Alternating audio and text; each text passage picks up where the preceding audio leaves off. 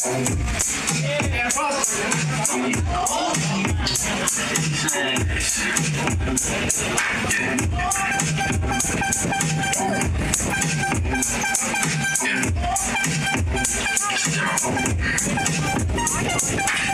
we fuck today, we fight tomorrow, then we fuck again.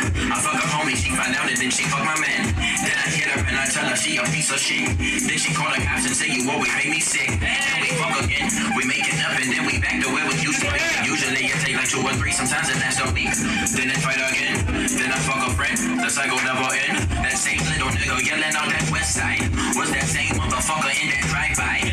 West side till I motherfucking